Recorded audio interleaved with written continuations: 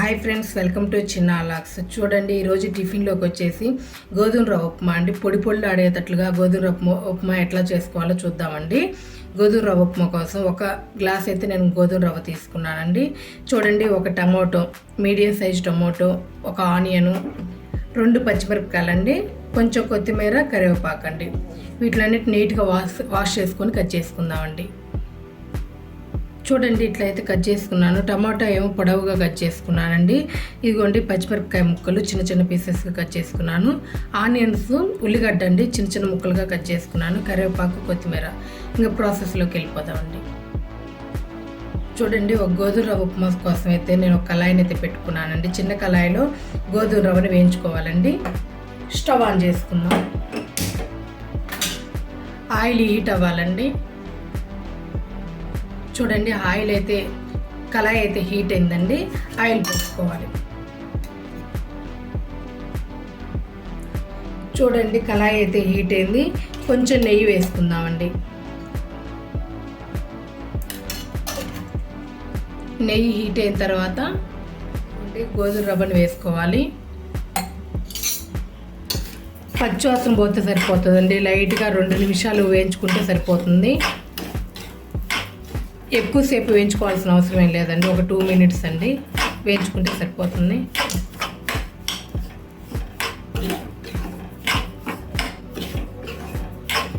ఇట్లా నెయ్యి వేసి వేయించుకోవడం వల్ల చాలా పొడి పొడిలాడితే చాలా బాగా వస్తుందండి. మంచి టేస్ట్తో ఉంటుంది. ఒక్కసారి ఈ విధంగానే ఒక్కసారి చేసి చూడండి. నేను చేసిన విధంగానే ఒక్కసారి చేసి చూడండి. చూడండి, గోధుమ రవ్వ అయితే రాసి వెళ్ళిపోయిందండి. గ్యాస్ ఆఫ్ చేసేసుకుందాం. ఇదైతే పక్కనైతే పెట్టేసుకుందామండి. చూడండి, తాలింపు కోసం అయితే ఒక కళాయిని అయితే పెట్టుకున్నానండి. స్టవ్ ఆన్ చేసుకుందాం.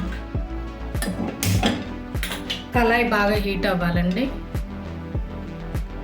చూడండి, కళాయి అయితే హీట్ అయిందండి. కొంచెం నెయ్యి వేసుకుంటున్నానండి, ఒక 1/2 స్పూను. 2 స్పూన్స్ నెయ్యి వేసుకుంటున్నాను. 2 స్పూన్స్ ఆయిల్ వేసుకోవాలండి.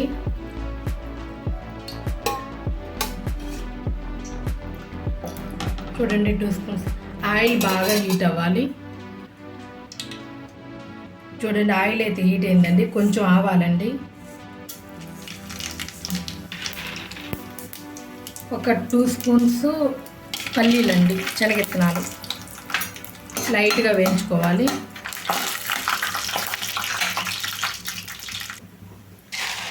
చూడండి, కొంచెం పచ్చిపప్పు, మినప్పప్పు అండి, కొంచెం జీలకర్ర. చూడండి, కొంచెం జీడిపప్పు. వీటిలో అన్నిటిని కలర్ చేంజ్ అయ్యేదాకా వేయించుకోవాలండి.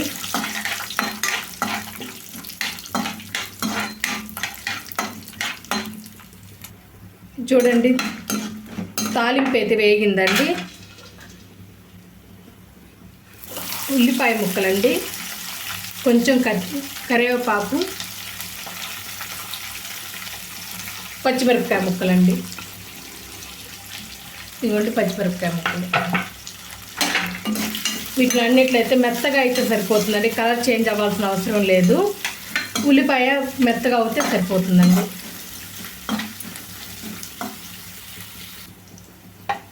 చూడండి, ఒక్కటే ఎండుమిరపకాయ వేసుకోండి. నేను మర్చిపోయిన అనుకున్నాను తాలింపులో. చూడండి, ఒక్క ఎండుమిరపకాయ అయితే వేసుకున్నాను. కొంచెం లైట్గా వేగనిద్దాం. ఎండుమిరపకాయ వేసుకున్నాం కదండి, ఒక్క సెకండ్ అండి. టమాటో ముక్కలండి. టమాటో ముక్కలు కూడా సాఫ్ట్గా అయిందాక వేగనివ్వాలండి. సాఫ్ట్గా అయితే సరిపోతుంది. టమాటో ముక్క అయితే సాఫ్ట్గా అయిందండి. 1 గ్లాసు గోధుమ రవ్వ తీసుకున్నాం కదండి, 3 గ్లాసులు అయితే వాటర్ పోసుకుంటున్నానండి.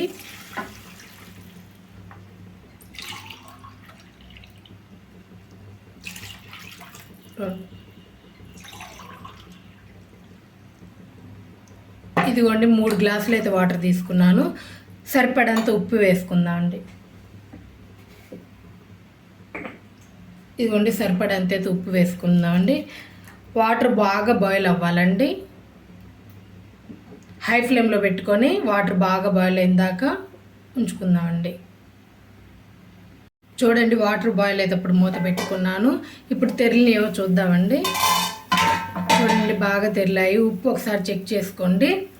గోధుమ ఉంది కదండి, కొంచెం కొంచెంగా మీడియం ఫ్లేమ్లో పెట్టుకొని వేసుకుందామండి. కలుపుకుంటూ వేసుకోవాలి.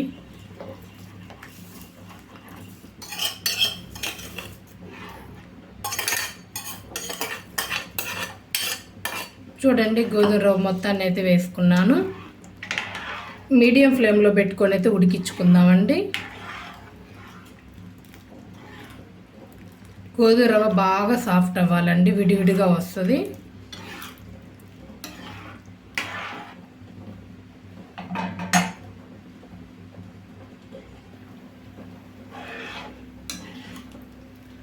మినిట్స్ మూత పెట్టుకొని అయితే ఉడికే ఫ్లేమ్లో పెట్టుకొని మూత పెట్టుకొని అయితే ఉడికించుకుందాము. చూడండి బాగా ఉడుకుతుంది. కొంచెం కొంచెం టైట్ అవుతుందండి. ఇంకా సాఫ్ట్గా అయిన దాకా ఉడికించుకుందాం. చూడండి ఒకసారి మూత తీసి అయితే చూద్దాం. చూడండి అడుగు పట్టుకుని ఎంత నీట్గా తయారైందో. ఇంకొక సెకండ్ పార్ట్ ఇట్లానే ఉంచేసుకొని ఇంకా స్టవ్ ఆఫ్ చేసుకుందామండి.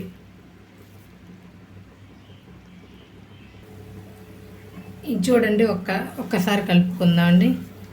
చూడండి ఇట్లా పర్ఫెక్ట్గా తయారైందండి. ఇంక ఇట్లా ఉన్నప్పుడు గ్యాస్ ఆఫ్ చేసుకుందామండి. కొంచెం చల్లారిన తర్వాత పొడి పొడిగా వస్తుందండి. ఇదిగోండి కొంచెం కొత్తిమీర వేసుకుందామండి.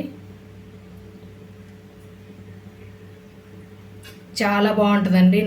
ఈ విధంగా ఒక్కసారి చేసి చూడండి, చాలా బాగుంటుందండి. ఈ వీడియో కనుక నచ్చినట్లయితే లైక్ చేయండి, షేర్ చేయండి, కామెంట్ చేయండి. Please subscribe my channel. Thank you.